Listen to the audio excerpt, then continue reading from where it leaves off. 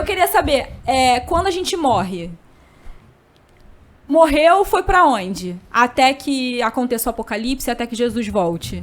Isso é um grande mistério. A gente tem alguns textos bíblicos. Tem que morrer. Tem que morrer pra saber. Tem que morrer pra descobrir. Vocês estão muito apressados.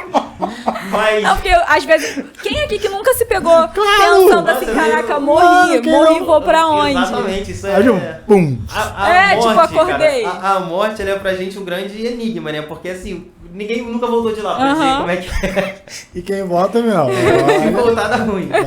Mas a gente tem textos que dão assim, alguma ideia pra gente. Jesus, ele tá na cruz, aí tem 2 cidadãos lá com ele, tem todo um diálogo em que um deles vira e fala, se o Senhor estiver no seu reino, se lembra de mim. E Jesus fala, ainda hoje estarás comigo no paraíso. Paraíso é uma expressão que a Bíblia usa para falar de um céu, de um lugar de descanso, de repouso, de gozo na presença do Senhor. Então dá a entender que aquele homem morreria e estaria onde? No reino de Cristo, no céu, na glória, na presença de Deus.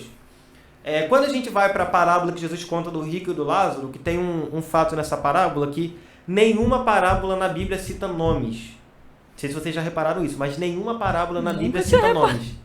Essa é a única parábola que cita um nome, o nome do mendigo Lázaro. Então o que alguns historiadores defendem? Que isso não seja uma parábola. Que isso seja uma história que Jesus estava contando do que a gente chama de estado intermediário, onde a galera que morreu está hoje.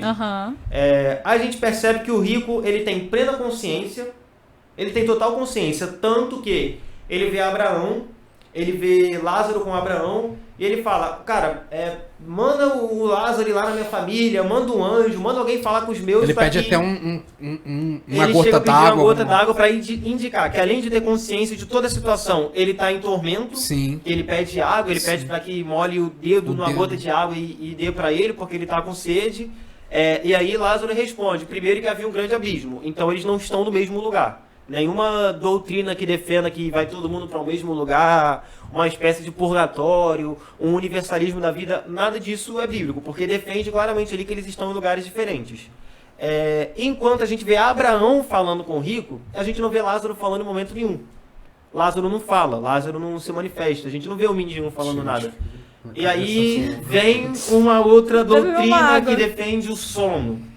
As pessoas que morrem em Cristo estão dormindo. Eu já ouvi falar que está no seio de Abraão. Aguardando que Cristo volte, isso aí. Só que assim, a gente não tem fundamentos para falar de sono, entendeu? Quando a Bíblia fala que alguém está morto e está dormindo, é no sentido de que a pessoa está apagada. Quando Jesus fala de Lázaro, vamos lá que a gente vai despertar Lázaro do sono. Foi de base. Aí os discípulos ficam tipo assim, tá dormindo e tal. Jesus fala claramente, ele morreu. Pô, galera. Acorda. O cara morreu. Eu tô indo lá para ressuscitar. Então, quando se fala de sono na Bíblia, se fala de morte, não se fala de um estado da alma. Então, assim, é muito estranho. Sabe onde porque pra muito, mim... Exato. Sabe? Por que pra mim é tão complexo? Ok, a gente pega o exemplo de Lázaro. Lázaro, de fato, morreu. Mas aí... Quer mais água? Quero, por favor. Tá falando aqui, coitado. É porque eu bebi a minha água toda antes de começar. A gente também pega o fato de... Vamos dar um exemplo atual. Vamos supor que alguém, nos dias atuais... Nem que seja por, sei lá, 5, 10 minutos. Essa pessoa literalmente morreu, a máquina parou de pegar. Ela morreu. Eu já parei pra pensar nisso. E aí? Essa pessoa foi... oi, galera. Tô aqui no parque. Tô estranho.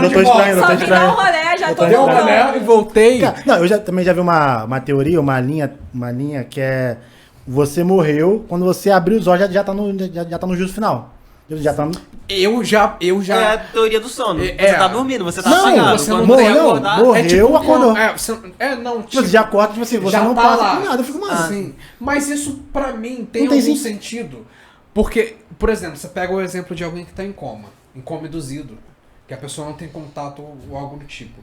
Essa pessoa, às vezes, ela não tem uma perspectiva de quanto tempo passou. A pessoa pisca e volta. Ela piscou. O que passou pra gente 6 meses, me ganhou. Pra ela, eu já pensei seguindo essa linha, entendeu? Mas aí, a minha dúvida é, quem não morre com Cristo? Porque ainda vai haver o julgamento. Vai ser comido de bicho. Só os pentecos online agora. Só a galera raiz. Aí, quem não morre com Cristo, vai direto pro purgatório?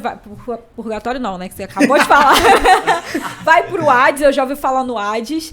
vai pro inferno, o Hades é o inferno, tem o julgamento. Preciso de uma luz, porque isso sempre bugou minha cabeça e não faço pela ideia do que parábola seja. do rico e Lázaro, a gente não sabe se já é um inferno de fato, né? O que Apocalipse chama de lago de fogo e enxofre, preparado para Satanás e os seus demônios. Mas assim, independente de ser lá ou de ser em algum outro lugar provisório, já é um lugar de tormento. A pessoa já está consciente, ela já sabe da condenação e ela já está experimentando tudo aquilo aguardando o julgamento. Porque o que vai ser o julgamento? Todos os mortos sem Cristo ressuscitarão no juízo final, porque os mortos em Cristo já ressuscitaram Era quando isso ele que eu tava volta. tentando lembrar. Então todos eles ressuscitam no juízo final. A Bíblia diz que a água, o mar dá aos seus mortos, a terra dá aos seus mortos.